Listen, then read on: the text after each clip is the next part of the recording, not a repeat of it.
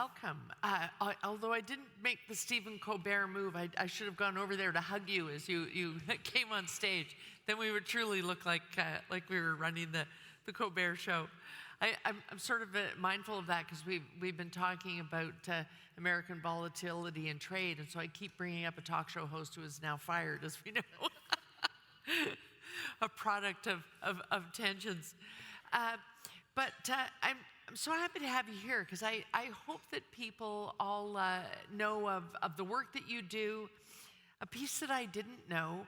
And I've been a councillor for a long time. As I was telling you earlier, I entered municipal politics at a time when our professional service, our public service, sometimes stumbled in lateral moves into economic development and started the job not really knowing how to do it or how it is done. So maybe we could start by you talking a little bit about what the IEDC now does in that regard and why we're all having the sense that when we're talking to governments, we really are dealing with people who seem to have the professional training and tools to help government members do the job. What's your role in that? Well, first of all, Councillor Carroll, thank you for having me here and for the conversation, for IEFA, for hosting this conversation. I'm Nathan Ohle, President and CEO of the International Economic Development Council. IDC is the world's largest association for economic developers. So if you're doing economic development anyway, whether you're a private sector leader, public sector, nonprofit, NGO, public-private partnership chamber, utility, university, you name it, you can come to IEDC to be part of the economic development field and profession.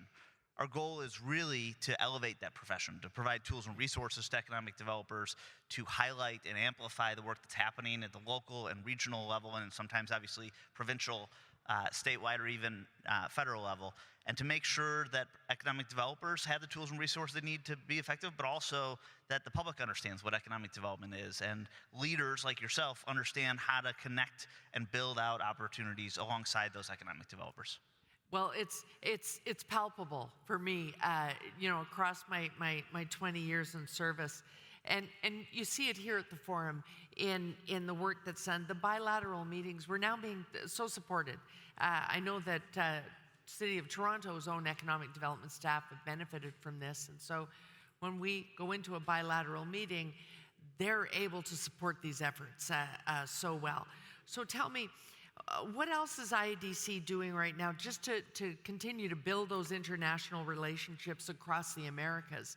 You're doing some work down there as well. We are. Well, as a global organization, we want to be connecting with every region across the world. But particular of interest to us, so especially over the last few years, has been the relationships across the Americas. So, for example, we helped to bring OECD's Local Development Summit to Latin America for the very first time in OECD's history. So it's an organization that has been doing that summit for more than decades. And so they hosted it in Colombia earlier this year in July. We partnered with them to bring the summit directly into Latin America and to make sure that they had visibility, but most importantly, as the ambassador talked about, actual attendance and participation directly in Latin America. So they hosted more than 3,000 people as part of their local development summit in Colombia. We also partnered with the Organization for American States, an organization that looks all the way across the Americas, from Canada all the way down through Chile and Argentina. And every year, OAS hosts what's called the Americas Competitiveness Exchange. This is an exchange program that brings 45 to 50 high-level CEO, ministerial level folks directly into communities, both here in Canada and the United States, but also all the way across the Americas.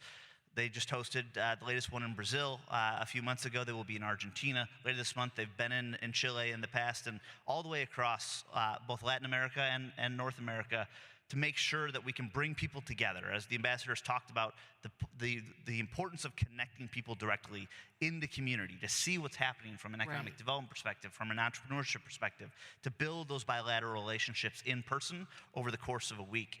So we've partnered with them to make sure that they can continue to do that work, that we can bring economic development perspectives to that, and that we can also build those relationships at the local, regional, and obviously international level. So in those summits and in your work day to day, you can help professionals in economic development navigate what's the difference between if you have a direct free trade agreement, how you work with all of the nations in the Mercosur, Are there big differences in those that you've recognized? Can you sort of handhold them through that? Well, there's always similarities, but distinct differences. And part of that is based on the relationships between countries, but part of it is also based on the relationships people are building on an individual level. So for us, we're really designed as a peer networking and peer exchange. So you can come to IEDC to connect with leaders from across the globe. You can come to IEDC to learn alongside those leaders and with those leaders to understand not only how you do your job better, but also how do you build those connections more deeply. You can learn from relationships that have been built and understand what are the things that made those relationships successful. And most importantly, you can probably learn from the failures of others. I mean, obviously, all of us in our life have failed in some way, shape, or form, and in small ways and in sometimes big ways. So if you can learn from one another and not have to go through those failures yourself, it accelerates your ability to do your job, but also to build those relationships more deeply. So you'd recommend that even if something doesn't go well, when you're talking to a potential partner, unpack it a little bit, admit it, and talk about it. You always have to be able to admit your failures and where you've fallen short. And as the ambassador's point earlier, building those relationships is so crucial, and being authentic about those relationships, but also building upon the relationships that you see in those exchanges. So you're going to see the relationship between the two ambassadors. You're going to see relationships between companies. You're going to see relationships between economic developers in different places.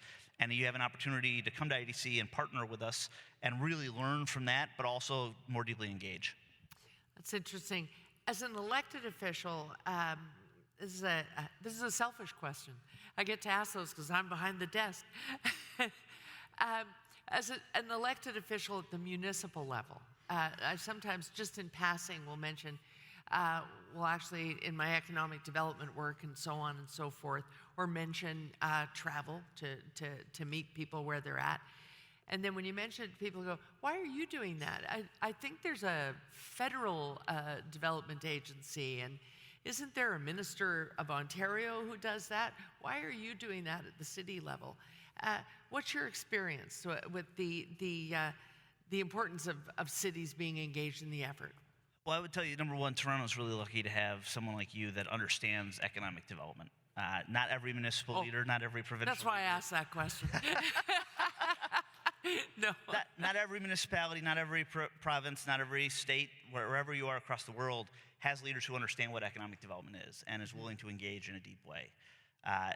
Every community does economic development differently. Sometimes it's embedded directly in the municipal government. Sometimes it is contracted out to an EDO, an economic development organization in that community. Sometimes it is built on partnerships of multiple organizations. And so one of the things we are trying to do is help municipal leaders and other leaders that are elected understand what economic development is, the importance of them engaging in that process, but also the importance of building out those relationships and partnerships across multiple entities in a community, in a region, to make sure that you are all engaged together. There's not just one person leading it or one organization. It really is a partnership in the community. Yes. It's certainly true. Minister Fedeli was here, and our premier for the province was here. Even though it's the Toronto Global Forum, they're still here because, as Goldie Hyder says, when they do travel internationally, you might say, we're here from Canada, and the very first question is, okay, you're here from Canada, where?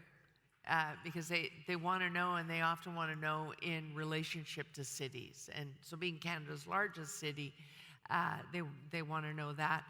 We don't compete with the other cities, Montreal, Vancouver, Calgary. We don't compete with them. Just getting off a plane in Canada is good, and us doing outreach is good. But a city being there, it doesn't pose a threat to provincial and national efforts, does it? Again, I think it depends on where you are.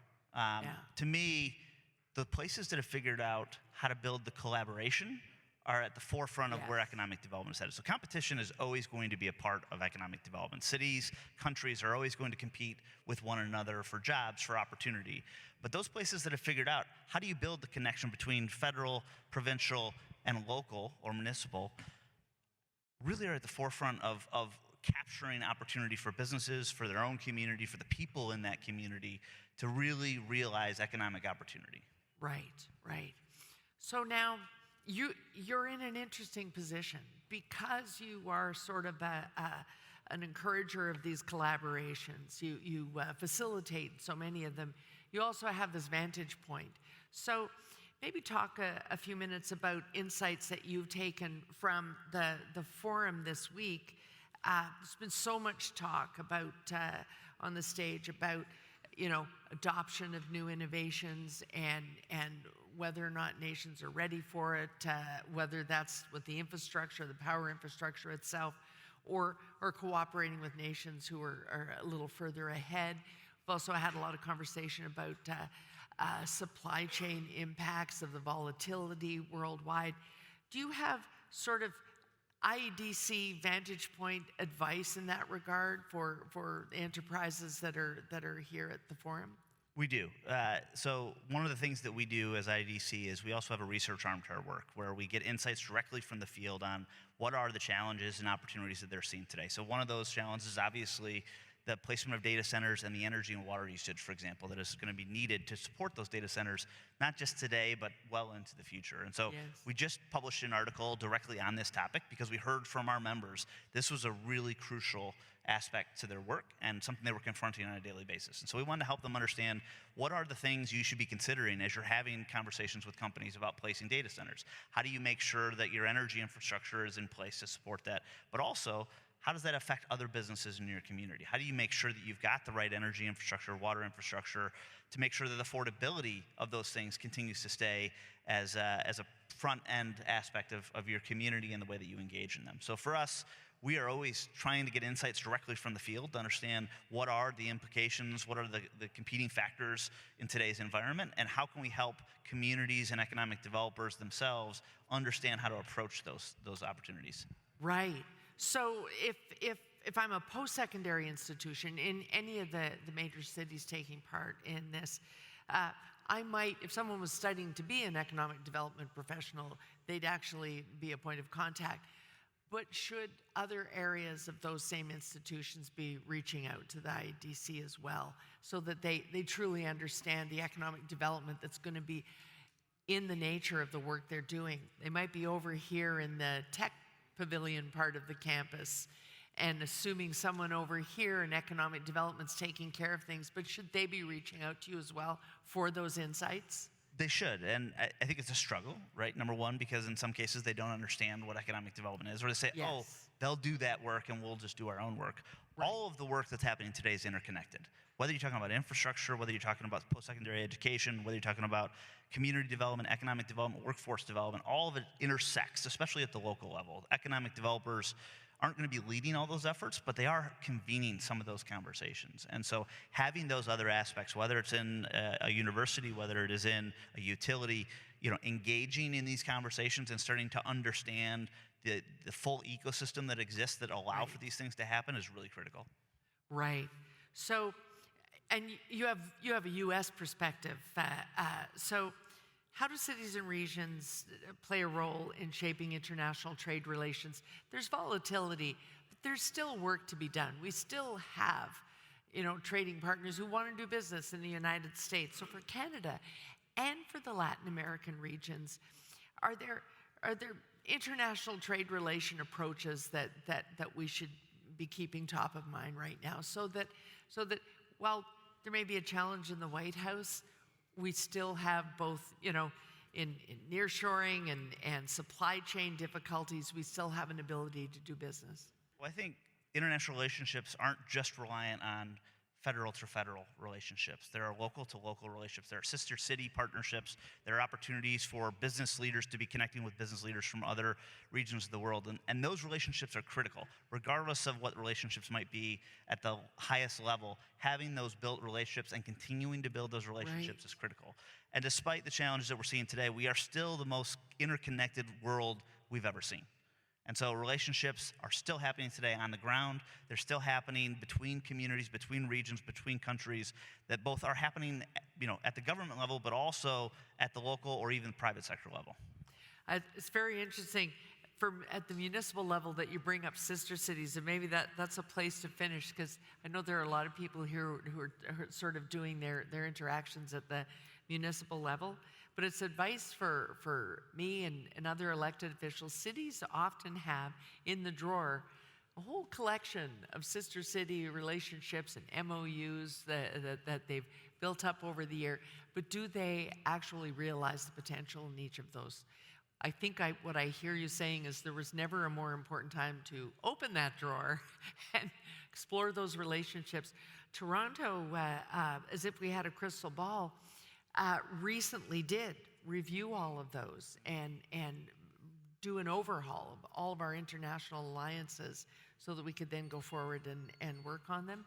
So I hear you saying now it's time for everyone to do that so that we're all firing on the same cylinder.